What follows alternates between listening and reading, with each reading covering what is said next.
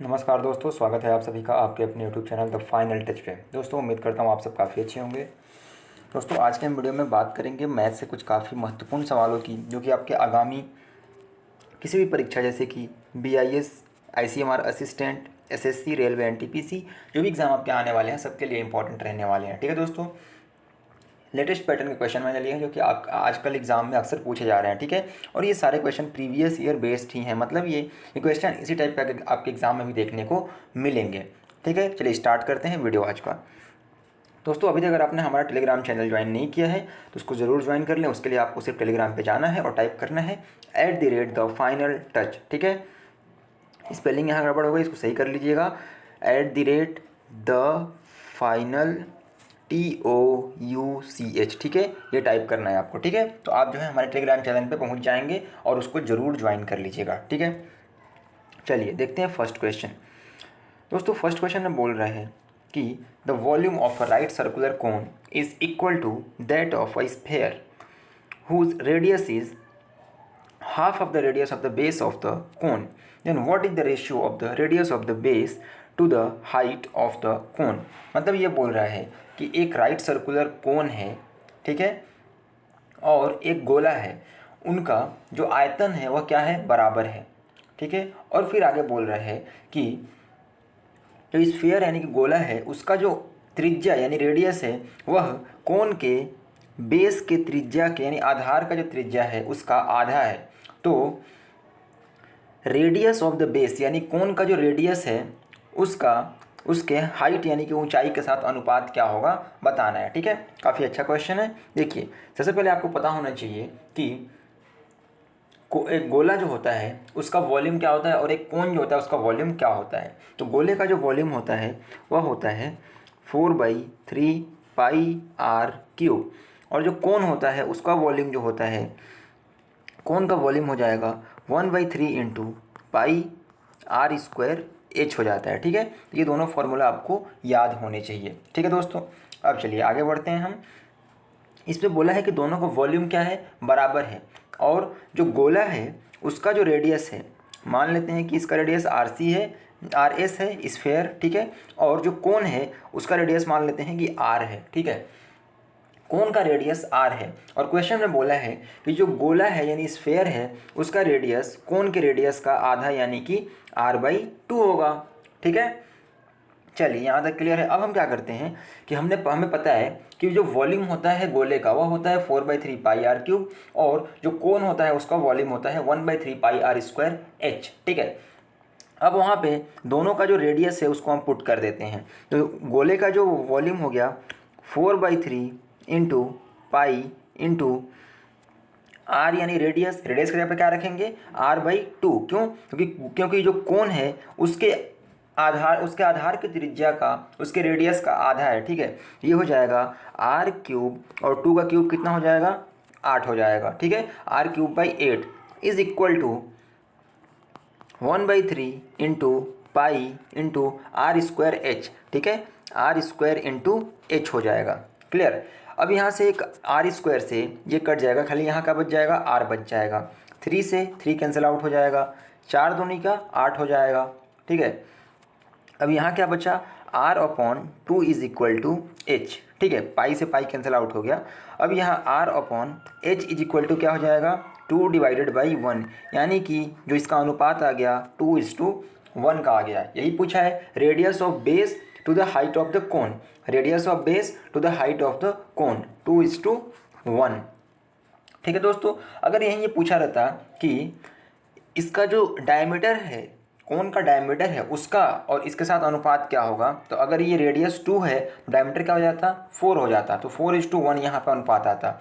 लेकिन यहाँ पे सिर्फ रेडियस पूछा है बेस का और हाइट का, उनके बीच का अनुपात पूछा है, तो 2:1 आपका करेक्ट आंसर हो जाएगा। दोस्तों उम्मीद करता हूँ क्वेश्चन आपको समझ में आया होगा। ऑप्शन नंबर 4 आपका करेक्ट आंसर हो जाएगा। बढ़ते हैं नेक्स्ट क्वेश्चन की ओर। आपको प्रॉफिट एंड लॉस का क्वेश्चन दिया हुआ है। बोला है इसमें कि a man loses 20% by selling an article for ₹96। For what amount should he have sold the article to gain 15%। ठीक है, यानी कि एक आदमी है जो क्या करता है, एक सामान को 20% की हानि पे बेचता है वो सामान कितने में बिकता है, 96 रुपीज़ में बिकता है। तो उसे वह सामान को कितने में बेचे कि उसे 15% का क्या हो, लाभ हो, गेन हो। ठीक है, अब देखो मैंने आपको बताया है कि 20% का मतलब क्या होता है, 1/5, और यहाँ क्या हो रहा है, लॉस हो रहा है, मतलब यहाँ माइनस आएगा। ठीक है, 5 उसका कॉस्ट प्राइस हो गया यानी क्रय मूल्य हो गया, और 5 में अगर 1 की हानि हो गई तो उसका जो सेलिंग प्राइस यानी विक्रय मूल्य हो जाएगा, कितना हो जाएगा, 5 - 1 यानी कि 4। और क्वेश्चन में उसका वैल्यू दी गई है कितनी, 96। 4 इज इक्वल टू 96 हो गया, तो 1 यूनिट इज इक्वल टू कितना हो जाएगा, 24 हो जाएगा। 1 unit is equal to 24 rupees हो जाएगा। अब जो कॉस्ट प्राइस है वो कितना यूनिट है, 5 यूनिट है। तो इस सामान का जो कॉस्ट प्राइस निकालेंगे वह कितना हो जाएगा, 5 × 24 बराबर 24 × 5 120। 120 कॉस्ट प्राइस आ गया, और इस 120 के कॉस्ट प्राइस पे 15% का प्रॉफिट हमको चाहिए। तो आप बताओ कि 120 है, 120 का 10% कितना होगा, 12 होगा। ठीक है, और 5% कितना हो जाएगा, 12 का आधा, 12 का आधा कितना होगा, 6 हो जाएगा।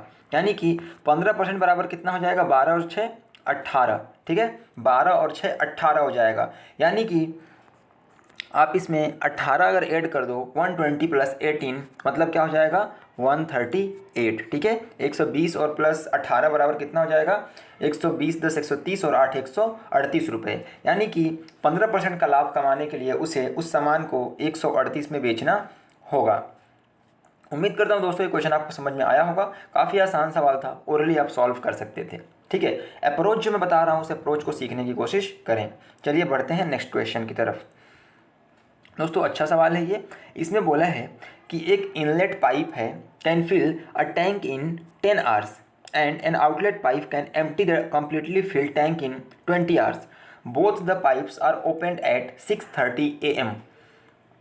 When will the tank get filled, है ना। यानी कि एक देखो, एक टंकी है, उसमें एक पाइप लगा हुआ जो कि पानी भरता है, और दूसरा लगा हुआ जो पानी को निकालता है। ठीक है, अब क्या होता है कि जो पानी को भरता है वह 10 घंटे में पानी भर देता है। ठीक है, कुल टाइम उसको 10 घंटे लगते हैं। लेकिन जो खाली करता है वो पूरी भरी हुई टंकी को 20 घंटे में क्या कर देता है, खाली कर देता है।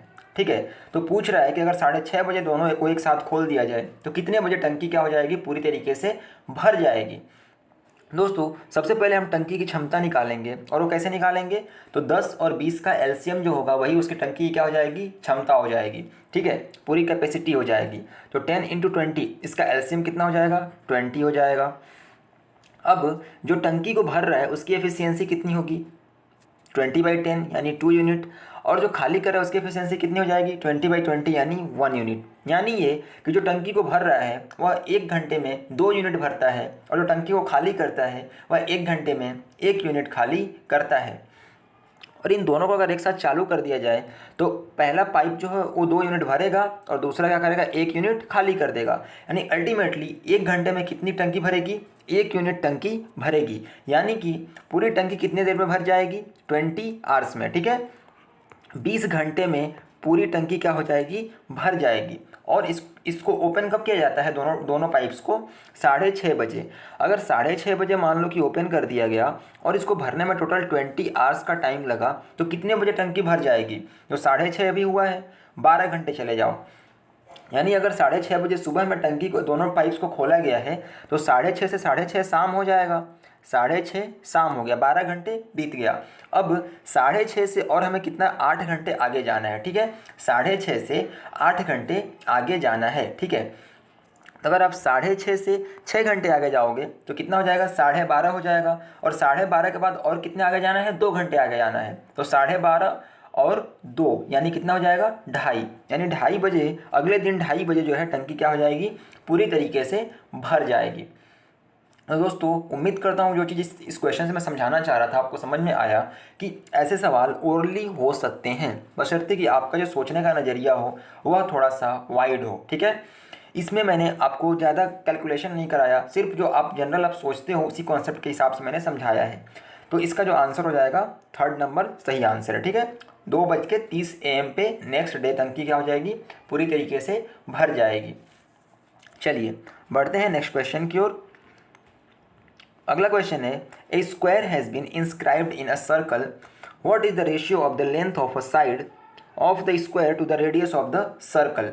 मतलब ये कि एक सर्कल दिया हुआ है, उसके अंदर क्या करते हैं, एक स्क्वायर बनाते हैं, एक स्क्वायर बनाते हैं, ठीक है। ये स्क्वायर जैसा बना नहीं है एक्चुअल में, देखो ये कुछ इस तरीके का रहेगा, आप समझ लो कि ये स्क्वायर है, ठीक है ना। ये पूरा बराबर नहीं बन पा रहा है, ये एक स्क्वायर इसमें बनाते हैं, ठीक है। स्क्वायर की जो चारों साइड होती है क्या होती है, वह इक्वल होती है, स्क्वायर की चारों साइड बराबर होती है, ठीक है, ध्यान रखना आप।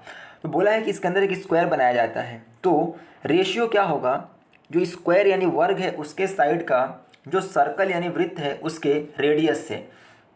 तो अगर मान लेता हूँ मैं कि जो स्क्वायर है, वर्ग है, उसकी एक साइड ए है, तो ये जो डायगोनल होगा, यह क्या होगा, इसका जो वर्ग होता है उसका डायगोनल कितना होता है, √2a। कब, जब वर्ग का साइड क्या हो, ए हो। अगर उसकी साइड ए है तो उसका डायगोनल ये जो हो जाएगा √2a हो जाएगा। और ये जो वर्ग है, ये जो वृत्त है यानी सर्कल है, इसके अगर ये वाले पॉइंट से मैं यहाँ आ रहा हूँ, ये मान लो कि ये पॉइंट ए है और मैं बी तक आ रहा हूँ, तो ये ए बी क्या हो जाएगा, इसका डायमीटर हो जाएगा। मतलब क्या, इसका जो हो जाएगा डायमीटर हो जाएगा, ठीक है, व्यास हो जाएगा। और इसका आधा कर देंगे तो क्या होगा, रेडियस यानी कि त्रिज्या हो जाएगी। तो अगर मान लो कि इसका रेडियस r है तो इसका व्यास कितना हो जाएगा, 2r हो जाएगा। और ये 2r जो होगा इस वृत्त के, इस जो वर्ग है, जो स्क्वायर है, इसके डायगोनल के बराबर होगा, तभी तो होगा ना ये r और यहाँ r।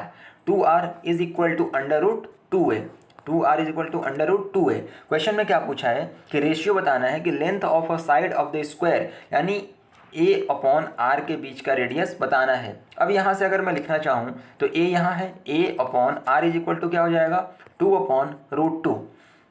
√2 से एक √2 यहाँ कैंसिल हो जाएगा, तो यहाँ क्या बच जाएगा, √2/1। यानी कि जो अनुपात आया वो क्या आया, √2/1, यानी ऑप्शन नंबर 3 आपका करेक्ट आंसर हो जाएगा।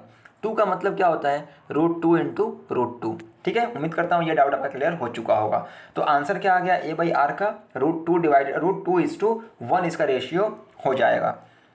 दोस्तों उम्मीद करता हूँ मैं भी क्वेश्चन आपको समझ में आया होगा।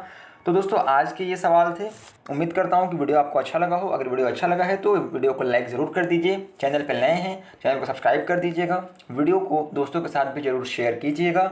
मिलेंगे अगले वीडियो में, तब तक पढ़ते रहें, आगे बढ़ते रहें। जय हिंद।